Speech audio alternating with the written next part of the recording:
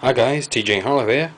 No, I'm only joking, it's me again with my second and hopefully final video of my very first PC build. Got it done, got it completed, got it hooked up, got it in, and I'm just going to give you the tour.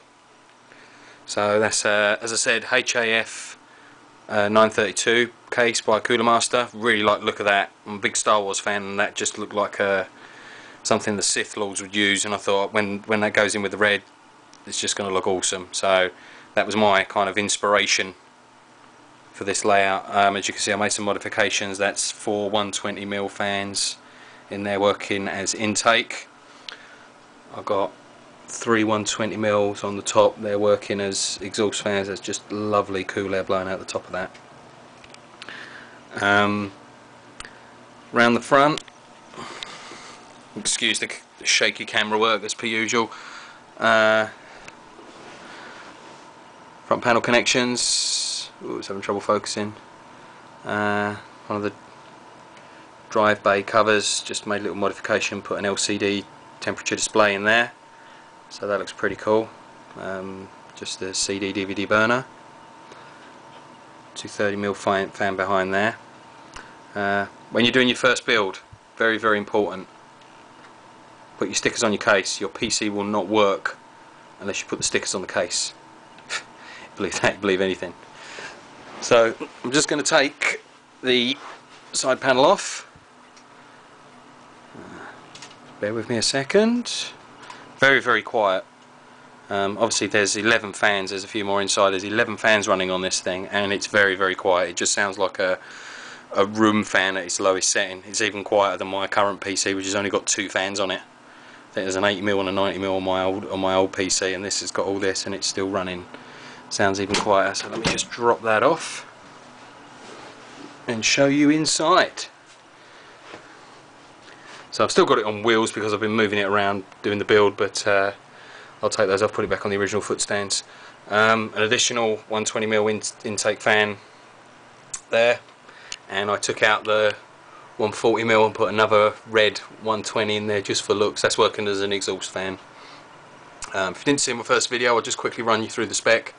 That's an Asus P6T Deluxe version 2 motherboard for the Core i7. So there's a 920 processor underneath that side, Mugen 2 heatsink. Look at the size of that. You can't even see where the Titanic hit it. Look, EVGA 275 superclocked GPU.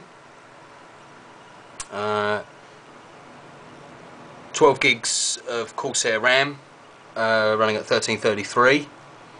All the fans, by the way, are running off of fan headers, with the exception of the 4 side panels. The rest of them I've got splitters, and they're running off the motherboard, so I'll be able to control them. So obviously the slower they are, the quieter they are. But obviously the trade-off is the warmer your PC will get. But at least I can control what I want to do. So Corsair HX 750 watt power supply, modular, cables running out the back. I'll show you in a second. Caviar black Western Digital 1TB hard drive in there.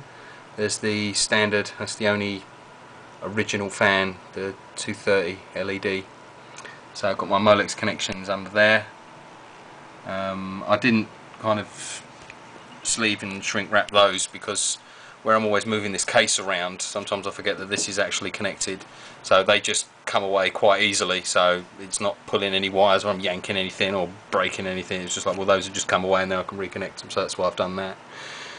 So front panel connections came out really well. That's the Molex connection at the bottom. Those little black tabs, by the way, you can see that, are really handy. They've got like an eyelet on them, so you can put your cable ties through, and then you can dictate how you want your cable management to go, as opposed to being dictated to you where the holes are and stuff like that. So they are really handy. If you're going to do a build, get yourself a bag of those. A couple of quid, get like 50 in a bag, and then you can really tidy things up. So that's all that. That's that going across the top there. That's the probe to the CPU temperature probe. I've got that going in as close as I can get it to the CPU, so hopefully that's giving the best reading. So that's that. I know probably people are saying, oh, you should have painted it, you should have painted it. Yeah, I know, I should have painted it, but this being my first build, I didn't want to take any chances. I didn't want to mess, you know, I didn't want to run the risk of messing anything up, so I thought, look, I'll just put it together how it is. You know, I know they should paint these. You know, I'd happily pay an extra 30 or 40 quid or whatever for these cases to be painted, but that's the way it is. So that's why I didn't paint it. I didn't want to take any chances. So anyway, that's the internal. I'll just take you around the back and show you my cable management. I'll use the term loosely. Again, excuse the shaky camera work. So front panel audio coming down, again those little sticky tabs coming down with the SATA connections. Does get a little bit messy down there, but this is the best I could do. And it came out a hell of a lot better than what I thought it was going to be. I thought this was just going to be an absolute mess. Well, it does look like a mess, but it's not an absolute mess. SATA connections going through. Again, just got a little tag thing there holding that. It's going up round to the CD DVD burner. 24 pin coming up, going round into the motherboard. Focus.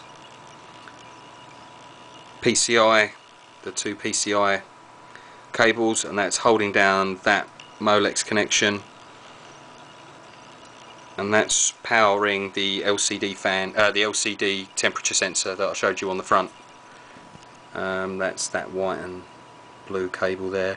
Then the three fans up here, they're running off of splitters. Got a couple of splitters going on.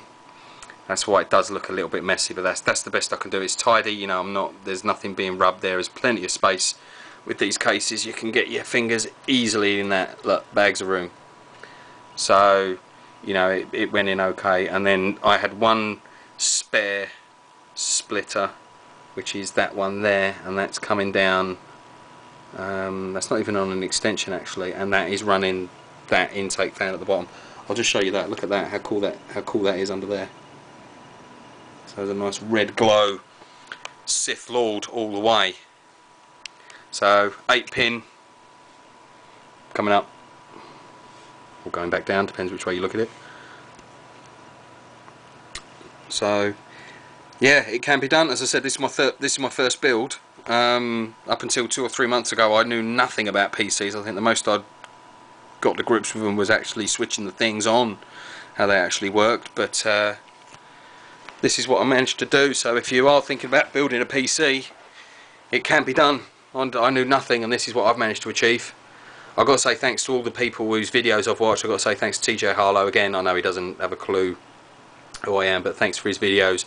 The people I've sent PMs to, I know Insane Gaz was one of them, and there was another guy I was sending some quite newbie questions to, and thanks for getting back to me. And you know, it's out there. There's forums, there's people out there willing to help, there's videos on YouTube of how to do this. It can be done. Just take your time, think things through, do your homework, you know, and this is what you can achieve. And you know, you can achieve a lot better than this. This is quite standard stuff, to be honest. So thank you very much. I'm just going to wait now until Windows 7 comes out, drop that in, and then do a little bit of overclocking. I think it'd be rude not to with all that cooling I've got going on. Might as well make use of and turn it up a little bit and get my money's worth out the fans. So anyways, thanks for watching. If you have any questions about building PCs, I probably won't be able to help because I'm a complete noob, but you know, feel free if there's anything you need to know. We all have to start somewhere. And thank you very much for watching, and I'll speak to you soon. Bye bye.